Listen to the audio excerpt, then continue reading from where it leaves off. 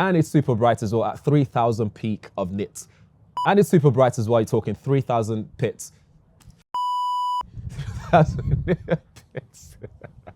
Xiaomi's back with a 14 series, and whilst we have the flagship 14 Ultra, I think this might be the one that most people are going to go for. So this is the Xiaomi 14 and it's rocking so much for this tiny little thing. It has the latest Snapdragon 8 Gen 3 in there, for example, triple camera setup and big display, even though it's in a tiny real estate. But let's talk about it. And by the way, if this is your first time around here, please do subscribe. We're on the road to 100,000 subscribers. So hit that subscribe button and share it, and tell a friend and tell a friend and tell a friend. Now, back to the phone. As far as design goes, this is very minimalist. I love what they've done here. I like this color as well. On the back, we have a curved edge back, so it feels nice in hand to hold, which is really good. This is a fingerprint magnet though, because as soon as you start touching it, you got fingerprints all over it, and I have to keep wiping it even for this video. On the back, we have a big camera array there with 3 camera sensors. So we have a 50 megapixel main camera, 50 megapixel ultra wide, and a 75 millimeters telephoto, floating telephoto lens, which I'll show you some samples when we get to that section of the video. I'm not sure about the camera array though. It's not that the best of designs on the back, but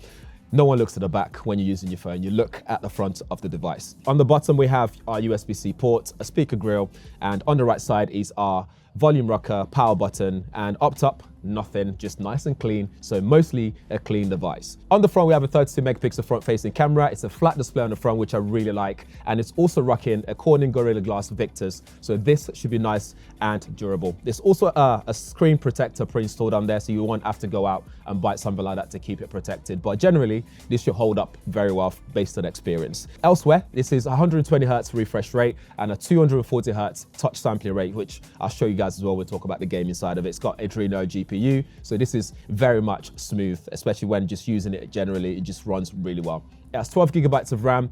You can opt for a 512 gigabytes of storage or 256 gigabytes of internal storage, entirely up to you, which you'd prefer. It's also IP68 rated, so again, durability should be a really good thing on this phone. Generally though, the display is really sharp. You're talking 460 ppi, 2760 by 1200 resolution, HDR as well. Loads of colors, DCI-P3. The list goes on in terms of what the display is capable of. And it's super bright as well. You're talking 3000 nits peak brightness. So when using it outdoors like this one, you'll be able to see your display very well with no issues at all. For the battery, you're looking at 4610 milliamp battery in there. So this should last you a whole day and then some. For charging, it's super fast as well. You're talking 90 watts. And if you charge it wirelessly, you're looking at 50 watts of wireless charging. So far, so good. What do you guys think so far? Let me know in the comments below. Is it selling it? Are you buying it so far? Let's look at the software. Onto the software itself. So we can see there, it's nice and smooth, just moving things around, looking at apps running in the background. Everything runs very smoothly. You do get some bloatware on there though, so things like Mi Store, Xiaomi Community, and Opera is pre-installed on there as well. Just those things that you can probably remove anyway, but it's pre-installed, which I'm not a big fan of, but it's there. It's not a big issue. But otherwise, very fluid, nice and smooth, no issues there at all. Obviously, you have your connectivity settings. As always, we go into display and brightness. This is where we can have a look at that refresh rate. So here we have the default, which is usually recommended, or you can go custom and go from 60 Hertz, or we can also go to 120 Hertz for those who likes the game on the go, for example. But the best thing to probably do is leave it on default, because that way it can switch by itself dynamically depending on what you're doing and when you're doing them. You also have AI image engine on here, so things like super resolution, image enhancement, HDR enhancement, and so on and so forth. There's also some other AI bits in here as well, which I'll touch on ever so slightly. Dark mode is there as well. In sound and vibration settings, we can look at sound effects. So here we can control things like your Dolby Atmos settings and graphic equalizer if you know what you're doing. So you can adjust all these settings, but it's buried deep in sound effects, so do look out for that. We have our security there as well, so we have face unlock, fingerprints, and your usual stuff, so pick which one you prefer. Face unlock works really well. I've just turned it off for the sake of this video so it doesn't automatically lock itself, but yeah, it's there. For battery, we talked about this already. We've got a big battery there. We've got fast charge as well available to you, so that way you can really charge this up very quickly. And look at that, it's still got loads of hours left of usage on the phone itself. Let's go into camera settings, which is another bit I'm excited about. This is aimed at the everyday user, so you got everything that you need. So ultra wide angles there, super wide. You got your main camera, you got 2x and 3.2. But obviously you can also go digital zoom and go all the way to 60x, which it then becomes a bit useless. I think anything past 10 times on here starts to become a bit just not usable to post anywhere or to use for any purposes. And we have Pro mode on there as well, so you can store things in RAW mode, DNG format, and then all the Leica effects comes into play as well. We've got movie, which stretches out the whole screen, so you get that extra screen real estate. If you want to shoot in that format, you can control your aperture as well. We've got normal video mode, which allows you to shoot across the range. And then if we look up top here, we see options available. So our resolution, for example, we can shoot 8K videos at up to 24 frames per second. Or if we drop that down, we can go to 4K and shoot at up to 60 frames per second, depending on what sort of frame rate you'd like to shoot your video at. You've got super macro there as well, and also source tracking for audio settings and so on, and motion tracking is there as well. So you're well equipped to be able to use this for all your video capture options.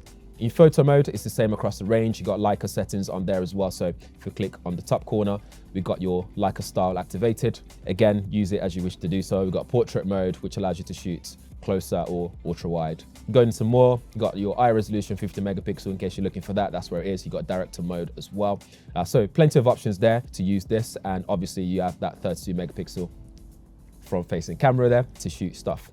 Let's look at some of the shots that I took on here. Portrait mode, as you can see there, really nice and subtle. It did really well as well to actually differentiate between the background and the hoodie that I've got on, because they're very close in terms of color there. So it did really well. It struggled a little bit with my hair. As you can see there, it's very soft on the edges, not as sharp, but at a glance from distance, it looks not too bad. And then this is going all the way out, which doesn't really work that well in terms of portrait mode. I probably wouldn't use it in that mode at all.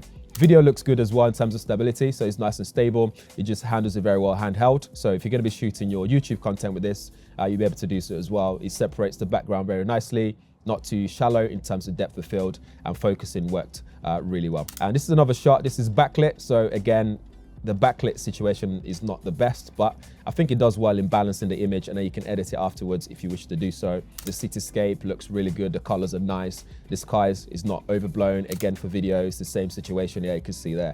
It's very good.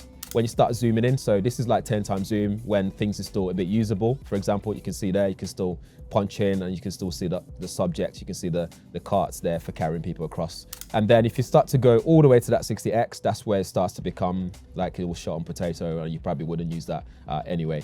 But otherwise, looks really good. Even in low lights as well, you can see the sunrise this morning. Things are looking pretty cool there, and colors are reproduced very well. That sunrise just looks beautiful. So I think all round, camera-wise, I think it's done really well in terms of how well it performs. That Leica collaboration's there, so you can see how well it performs as well. But that's just at first glance. This is not a detailed review or test or anything like that, but first impressions, I think the camera's great, including low lights as well as stabilization, etc. So, well, let me know what you think in the comments below. Do you like the photos, the videos? Do you want an in-depth review of this? And obviously, we're going to get the Ultra in as well to see how well that performs in general. When it comes to the AI features, you will notice as well in photos. So, for example, if I go into this shot here and we go to edit, it gives you these AI options here. So you can do some AI editing like art framing, erase stuff, remove stuff, adjust the bokeh, sky, for example. So you can do sky here. I haven't really played around too much with what he's doing. So it's increasing right now.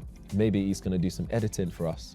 There we go. I don't see any difference much there, but that's something to play with as soon as I spend more time with it. But you do get some AI editing tools there to do with AI features. It's running Snapdragon 8 Gen 3, which has a lot of AI features, so I expect that naturally. One of the cool features with AI is being able to live transcribe whatever you're watching. So for example, this YouTube video is gonna start live captioning what's been said. So that way I can turn the audio down completely, or someone who can't hear, for example, you'll be able to read the text on the screen so you can see what's been said live as it's been spoken. So again, that's a pretty cool feature amongst other AI features that you can have on the smartphone. So here we are playing Call of Duty and it looks really good. Touch sampling is good. As soon as a tap is doing what I needed to do. It's very smooth and fluid, as you can see there, no glitch, no issues at all. And this is something that's graphic intensive usually, and the phone's performing very well doing this. And I like the fact that the thin bezels allows me to use the whole screen as well for what I need for the gaming experience. It's nice and immersive, so that's no issues at all. Really nice. So there you have it. That's the Xiaomi 14, part of the 14 series. We're going to be getting the 14 Ultra in as well. And if you've watched this video this far, drop a comment below telling us what phone you're using right now and what's your daily driver. Let me know in the comments below. And if this is your first time around here, please subscribe, smash the like button, share it as well. And I'll see you guys in the next video. Let me know what you think of this.